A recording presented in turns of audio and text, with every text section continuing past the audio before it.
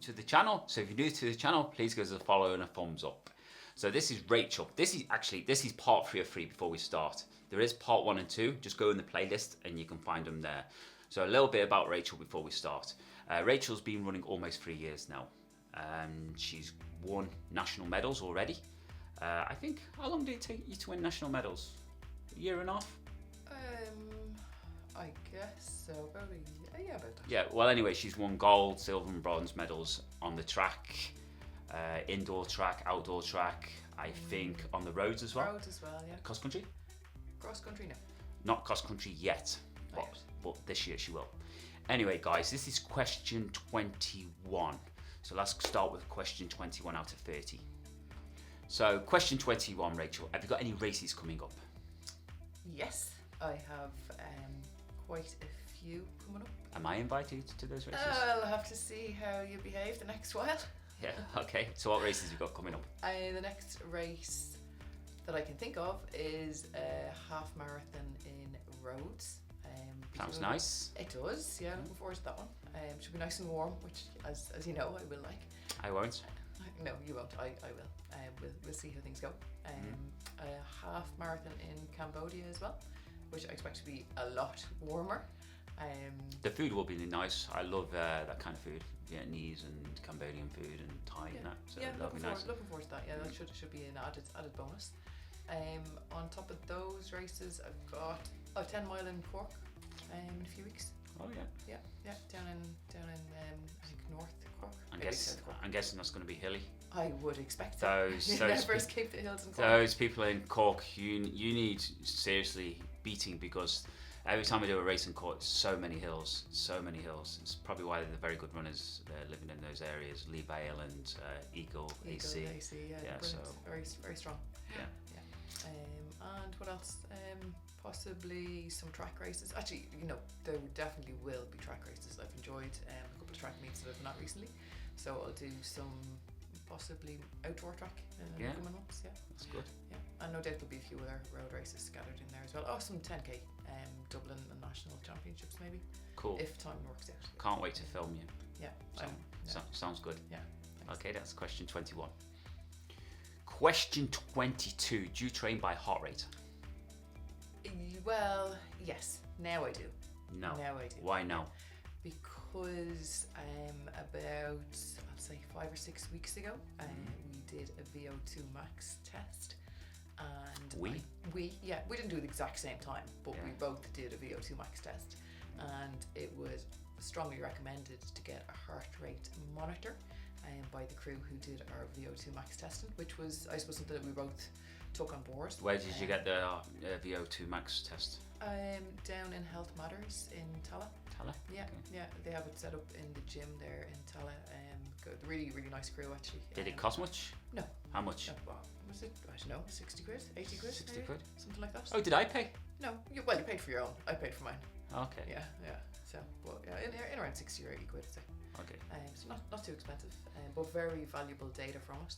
And I suppose, like I'd heard before, that the heart rate data from watch straps isn't fully reliable, which was very accurate according to the guys. They said it's not something you can absolutely go off. So a heart rate chest strap then seemed like a good investment. So I have since gotten one, and I have used it on most of my training runs, both easy runs and speed work. And I find it actually correlates very well with how I'm feeling. So it's nice to have the data which backs up your perceived exertion, perceived effort. And if you're feeling like recently I was training and I didn't feel very well, and my heart rate was through the roof, and it's nice to see the validation of the data and then to see how you're coping. For me anyway, I like the data. So yeah. Okay, so that's question 22. Question 23. What do you eat before a race? Mostly I'll have porridge with some protein powder in it. I'll normally add frozen fruit, which I've defrosted. I'll probably have some chia seeds in there, maybe a bit of cinnamon. There'll also be a bagel and coffee, and likely on the bagel will feature a banana and possibly peanut butter. Is that an hour before a race, 2 hours before a race? Oh, 2 or 3 hours before, yeah. 2 to 3? Yeah. Your stomach doesn't feel heavy after that? Well, the coffee kind of helps with making my stomach not so heavy. So yeah, but I like to eat at least 2 hours before, but sometimes up to 3. It'll depend though on the I suppose the race distance. Like if it's a longer race, you might have to structure that slightly differently. But What happens if you're abroad? Surely these countries don't do porridge and stuff, do they? most of them do actually. Do they? Yeah. Oh, It's cool. very rare that I've found. I've been in a country which doesn't do porridge. Okay, cool. How about when you go to Cambodia? Do they do porridge? We'll find out. Okay. Yeah. Watch this space. Question 24. How do you deal with losing a race? Now I try to manage it probably from a learning perception. Yeah, because she used to be shit. I was absolutely brutal. Yeah. I would run as soon as she finished the race. I would run, get in the car and drive home. Lee, where are you? I'm on the way home. See you later. Give you 5 hours to calm down. Yeah. I was pretty brutal. But that's my competitive nature, and I suppose if there was something that I felt was holding me back or impacted my racing, which was outside of my control, I'd be very annoyed about it. But now I think I look more from a perception. No, that's not the word I'm after. From the angle of trying to figure out how I can improve for my next race. What can I take from it? Is there like I said recently, the indoor track? Trying to learn to run the bends better. If it's a 5k race, I actually have started to do a SWOT analysis. So looking at the strengths that I had in a race, the weaknesses that I had in a race where I can build on, the SWO, the opportunities, and then the threats as well. So I'm trying to bring stuff from a business angle, I suppose, over into racing, and to try and make my racing better based on in-depth analysis. She lost me 5 minutes ago, guys. Sorry if I lost anybody else. I'm completely lost what she just said. Anyway, let's get to the next question. Question 25. What's it like to live with another runner that's competitive, like me? Well, that's 2 different questions. So, Okay. yeah. What's it like to live with you, or what's it like to live with somebody who's competitive? Well, yeah. It's probably got more highs than lows, because I suppose I've grown up to be very competitive, so I understand it, I'd say, intrinsically. But if I'm after doing badly, I have to remember to try and shelve that and just be on board with when you do really well. And it's nice to celebrate the victories and the wins. But if it goes into something where we're being competitive against each other, it can get quite heated, I would say. But it's always interesting, and I'd say more fun and positive than Yeah, anything she else. has a strong left hook. and a good right kick. And you know what women are like, always right. So, what can you do? Question 26. What kit can't you live without? In running. Glad you clarified. I think the watch would have to get the vote for that. Watch. Yes. Yeah, it tracks more data. And while we talked about and I forgot to show you, the heart rate strap earlier, while that does its own work and it does it better than the watch strap, or the watch strap. The strap does nothing but hold it onto your wrist.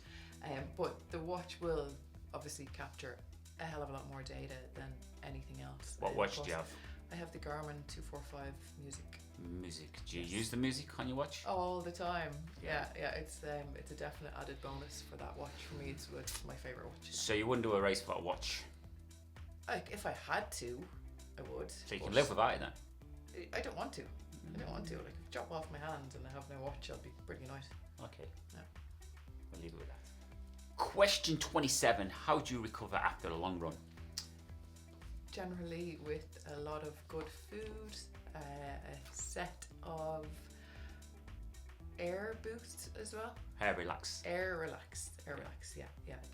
They're not the top brand. They're from China, but they're off the price, 50%. They're amazing. I really like to just chill out in them for a while. And then once I'm out of the boots, I generally will use the massage gun as well, all over my legs and feet. And I find that helps a lot. And copious amount of either, generally tea and water. Tea, water, yeah. And some good food, lots of good food. Yeah. Cool. Yeah. Question 28. Do you analyse your races after, and how do you do it?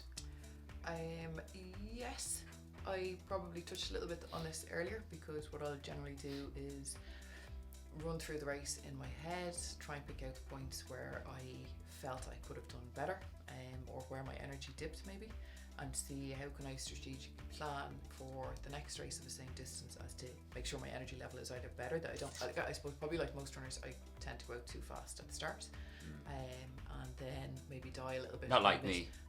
I tend to have a negative split. You're not like most runners. Always a negative split. Yeah, I don't go hard. No, never. Yeah, so I suppose it's a matter for me for finding a way to remember not to do that. Yeah, she recently did an 800 meter race, and I think her first 400 was 67 seconds. Yeah. Something. And she like died that. the second 400. Am I right? Well, maybe. Maybe 77 for the next. Possibly. Yeah. I got a little bit tired then. Did you analyse that race? Yeah. You did? Yeah. I need to fix it. Yeah. Yeah. But also, I suppose seeing for the next time what other factors might have affected it. Like if it was an outdoor road race, that if it was very windy, is there a different tactic I can use? Say running closer to the sides of the roads that will stop the wind getting at me so much. Is there other angles maybe to consider as well with regards to slope or the wind? else? Well, you're very tall, Yeah. so how do you do that? Do you try to find another tall guy and just run behind him? Or? Well, if there's somebody who's running to a similar pace, then that can work well, but it's not something that always pays off, because there's been quite a few races where I kind of tend to be flying solo for quite a while as well, and either people are a lot shorter than me, or they're running either way too quickly for me or too slowly either, so I just kind of have to go it alone and battle the wind. And yeah, I find I'm not that strong against the wind at the moment, so and I don't know how to fix that, so I need to train more, maybe get stronger. I suppose so. Maybe with time and endurance as it builds. Okay, I get better. super. Let's wrap it up. Question 29. Do you do any treadmill training, or do they call it treadmill training?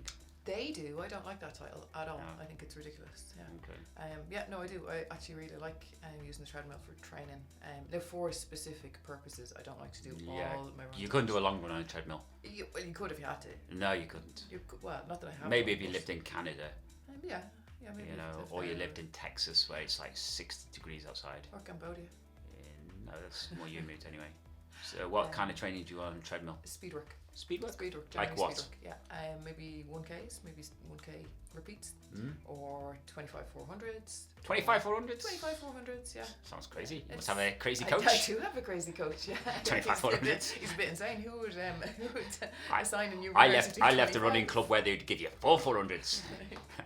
Yeah, that's quite. And you different. travel 2 hours there for speed work, and it's like 4 400s. Anyway, yeah, well done on doing 25 400s. Yeah. It's probably why you're doing so well in your running. Perhaps. Racing. Perhaps, yeah. Yeah. Could be a factor. But yeah, treadmill for speed work. Okay, cool. Question 30. This is the last question, so it's a big one. So, what are your ambitions for 2024? 2024. I suppose to drastically improve on my race performances. Obviously some race distances like the half marathons that are planned, I haven't actually raced a half marathon before, so I've nothing to improve on, but I want to do a very good race. You should get a PB. Well, I know. Yeah. You can't get, well, the first one anyway. Yeah. So if I do worse in Cambodia, you might want to book a taxi, go somewhere else, Yeah. maybe like Vietnam or something.